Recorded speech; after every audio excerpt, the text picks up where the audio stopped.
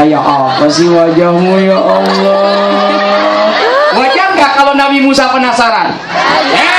Kan Nabi Musa melihat zat yang karim, zat yang azim, zat yang mulia.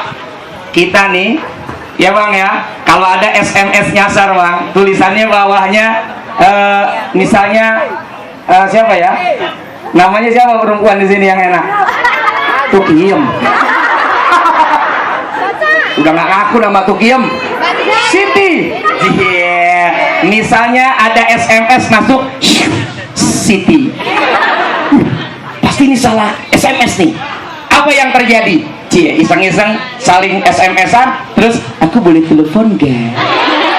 Begitu telepon, hai, kamu Siti ya? Yang tadi salah SMS ke aku ya?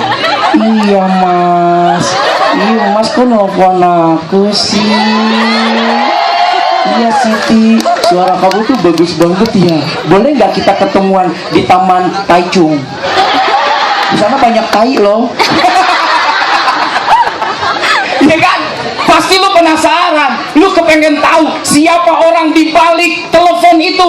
Karena lu ngedenger, ih suaranya lembut banget, suaranya halus banget. Aku penasaran deh pengen ketemu. Wah pasti kamu cantik banget. Begitu ketemu gagah perkasa bos.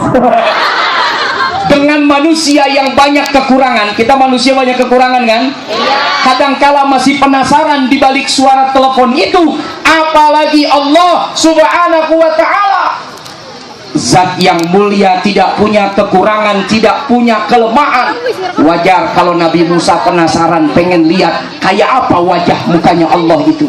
Akhirnya Allah Subhanahu wa Ta'ala mengatakan, ya Musa, silakan hadapkan wajahmu ke bukit Tursina. Lalu kemudian begitu Musa menghadapkan wajahnya, apa yang terjadi? Nabi Musa baru melihat sinar, belum Allahnya. Pingsan Nabi Musa 40 hari 40 malam. Subhanallah. Dan hanya satu yang pernah melihat baginda Nabi Muhammad sallallahu alaihi wasallam saat beliau mi'raj, naik ke langit sampai ke Sidratil Muntaha dan mampir ke arasnya Allah. Disitulah Nabi bisa melihat Allah Subhanahu wa Ta'ala. Dan karunia ini akan diberikan oleh Allah kepada hamba-hambanya bagi mereka yang berpuasa Ramadan. Semoga kita termasuk orang-orang yang mendapatkan tiket bisa melihat wajahnya Allah Subhanahu wa Ta'ala. Amin ya Rabbal Alamin. Mbak Salmet, apa semua orang yang beriman bisa ngelihat Allah? Jawabannya apa? Tidak. Insya Allah. Apa insya Allah apa? Hah? Nih, tidak semua orang yang beriman itu bisa ngelihat Allah, tapi semua orang beriman kepada Allah pasti masuk surga. Amin. Pasti masuk surga. Amin. Ini jaminan dari Rasul. Tapi setiap yang di surga belum tentu bisa ngelihat Allah, bang. Ini kenikmatan, makanya ulama mengatakan kenikmatan yang paling besar itu bukan surga, neng, tapi bisa ngelihat Allah. Itu kenikmatan yang paling besar. Inda liqa'i rabbi, itu kenikmatan yang luar biasa nikmat. Betul apa tidak? Lihat aja orang kalau senang sama artis, rela ngantri berjam-jam, rela pingsan-pingsanan, rela teriak-teriakan,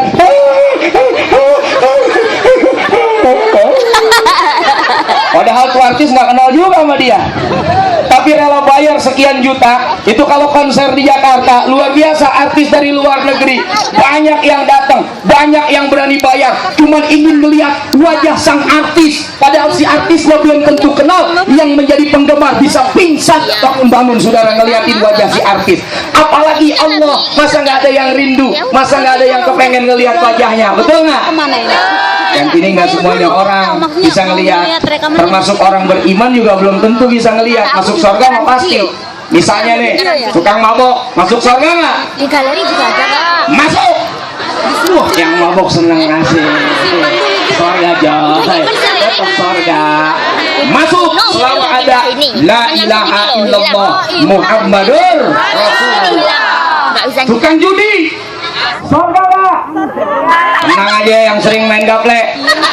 Sorga bro, selama ada la ilaha illallah Muhammadur Rasulullah. Jablay.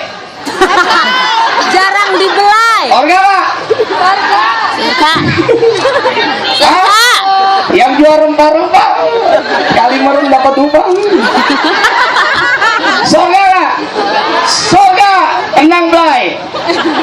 Selama ada la ilaha illallah Muhammadur Rasulullah. tapi urusan lu direbus di neraka, diinjak di neraka, dibanting di neraka, urusan lu, jangan ngajak-ngajak gua. Sebab kalau dosa masih ada, istighfar belum diterima, taubat belum diampunin, maka untuk membersihinnya masuk ke neraka. Jangan bayangin neraka itu panasnya kayak apa. Ini panas 32, 34, belum ada apa-apanya dibandingkan panasnya neraka jahanam. Andai kata Nabi itu neraka bocor, neraka bocor nih kata Nabi, segede lubang hidung sapi. Tahu hidung sapi? Gedean dikit dari hidung saya dah. Segede lubang hidung sapi itu neraka bocor, maka kata Rasul, habislah seluruh alam semesta ini terbakar. Itu baru bocor doang tuh, asapnya doang tuh, panas itu bisa menghanguskan seluruh alam semesta ini. Nah, jangan bayangkan itu luar biasa panasnya kita di sini dengan panasnya neraka, nggak ada apa-apanya. Kalau disuruh milih, misal disuruh milih nih, kalau disuruh milih gaji mau besar mau kecil, kalau disuruh milih sanksi mau kecil atau mau besar, mau ringan mau berat. Misal di neraka disuruh milih ya, malaikat kasih choice, kasih pilihan. Ayo Mbak, Mas, silakan pilih. Mau neraka kelas VVIP apa kelas ekonomi? Kalau mentok-mentok ekonomi aja malaikat. Baik, bayangkan nih kelas ekonominya di neraka nih. Apa kata Nabi? Itu orang dikasih sendal sama Nabi, sama malaikat. Dikasih sendal nih. Kata malaikat, pakai Mas. Pakai sama dia nih. Sendalnya dipakai, begitu dipakai isi kepalanya hancur berantakan, terbakar habis. Orang ini berpikir kata Rasul, ini siksaan dia yang paling berat. Lah kata Nabi, itu siksaan yang paling ringan. Bayangkan, siksaan yang paling ringan saja, kaki masuk ke sendal, yang kebakar bukan kaki, tapi isi kepala yang hancur berantakan. Bayangkan bagaimana siksa yang paling besar. Na'udzubillah min dzalik. Semoga betul-betul kita kembali kepada fitrah, kembali kepada suci. Kita lahir seperti bayi yang baru lahir dari ibu kita, berkat puasa Ramadan yang kemarin kita jalankan. Amin ya rabbal. Dan sebab itulah saya ingin mengucapkan kullu amin wa antum bi khairin, taqabbalallahu minna wa minkum siyamana wa siyamakum, id sa'id, id mubarak minal aidina wal faizin. Mohon maaf lahir batin. Sudah saling memaafkan?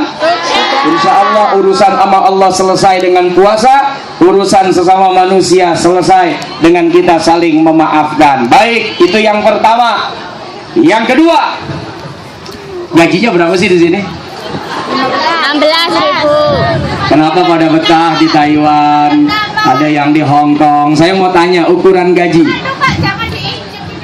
Mbak yang agak gemuk nih pasti gajinya besar nih. Kelihatan dari bentuk badannya. 4 apa ini? 4 juta apa 40 juta? 4 juta rupiah sebulan. Ada yang lebih besar lagi dari itu? Berapa? 5 juta. Mohon maaf, di sini dapat 4-5 juta itu kerjanya ngapain? Semuanya. Bersihin WC. Hah? Jaga orang tua masyarakat Taiwan ya, yang sudah renta. Ya. Terus ada lagi yang mungkin kerja di pabrik. Kalau di pabrik berapa gajinya? 10 juta. Berapa bang? Yang kerja di pabrik biasanya yang laki 6 juta. Itu ngapain? Hah? 2 juta kamu? Dikit lu. Mendingan jagain orang tua tuh kayak dia. 4 juta. Hah? Di pabrik ngapain? Ngangkat besi. Alhamdulillah. Cukup nggak? Cukup. Cukup nggak? Nah, nyambung tadi sama Imam bilang, salah satu ciri orang takwa itu qanaah. Dia menerima apa yang menjadi bagian rizkinya dari Allah kepada dia. Betul nggak? Yang namanya duit, namanya fulus, hepeng, piti, doku. Kalau bicara cukup, banyak kayak apa aja, nggak bakalan cukup. Nah, kalau bersyukur, yang sedikit terasa banyak, yang banyak jadi lebih. Betul nggak? Ini kalau bicara syukur kepada Allah. Maka saya harapkan teman-teman yang sudah datang jauh-jauh dari Indonesia ke Taiwan, cari nafkah, cari rizki, kalau sudah tidak ada syukurnya lagi, rugi. Udah nggak ketemu orang tua, nggak ketemu saudara, nggak ketemu adik atau kakak, nggak ketemu teman-teman baik. Terus begitu merantau, lari ke Taiwan, kita cari nafkah, nggak ada rasa syukurnya juga, rugi. Berapa ruginya? Berlipat-lipat. Betul apa tidak? Maka bagian dari membayar kerinduan itu kepada saudara, kepada famili yang sudah kita perjuangkan dan kita korbankan, maka harus ada rasa syukur kepada Allah. La in syakartum la azidannakum wa la in kafartum inna adzabi lasyadid. Selama ini kita kalau ngomongin duit biasanya yang kita pikirin apa? Bicara ngomongin rezeki yang kita pikirin apa? Duit. Duit. Bahasa Taiwannya duit apa? Cien. Cien. Itu mau cie ya? Cien. Oke, cien. Biasanya kalau ngomongin nikmat rezeki yang di otak cien. Betul? Gara-gara cien, ini si cien anak siapa sih? Kita bisa berantem, kita bisa ribut. Betul? Gara-gara cien kita bisa bertengkar, kita bisa adu jotos. Kadang kita lupa ada rezeki yang lebih besar daripada si cien itu. Salah satunya nikmat yang Allah berikan di tubuh ini saja, kalau dihitung nggak bakalan mampu kita menghitungnya. Betul nggak? Betul. Kalau saya kasih duit 2 miliar mau nggak? Mau. Mau nggak? Mau. Kelihatan dari mukanya. Ya kan 2 miliar, 20.000 juga lu sikat. Tapi suruh jual mata, mau nggak? Mau nggak? Kenapa nggak mau? Ya, nggak punya mata Buat dong. apa saya dapat 2 miliar kalau matanya nggak ada? Berarti kita Mahalan saat mata. ini, selama ini jarang melihat ada nikmat Allah yang lebih besar dari 2 miliar. Lah kalau nggak punya mata gimana? Kalau nggak punya mata nggak bisa ngelihat. Jarang bersyukur tuh. Mata berkedip, mata terpejam, bangun tidur. Jarang nggak kita ngucap alhamdulillah. Tapi begitu ada orang kasih duit, nih dikasih cien misalnya $1.000. Makasih Pak, alhamdulillah, makasih Mas, makasihnya sampai nunduk gitu. Tapi giliran mata ini yang harganya 2 miliar pun gak akan kita lepas. Jarang kita begitu bangun tidur mengucap alhamdulillah, bisa berkedip alhamdulillah, bisa melihat alhamdulillah. Banyak kita yang kurang syukur kepada Allah Subhanahu wa ta'ala. Ramadan kemarin ngajarin kita supaya jadi orang yang syukur nih. Nikmat. Kita sudah merasakan ternyata biarpun punya duit, kalau emang tidak boleh makan dan minum, duit itu juga nggak ada artinya apa-apa. Ketika kita lapar haus, kita merasakan bagaimana susahnya orang yang nggak mampu, orang yang nggak punya. Begitu kita dikasih, maka ucapkan alhamdulillah.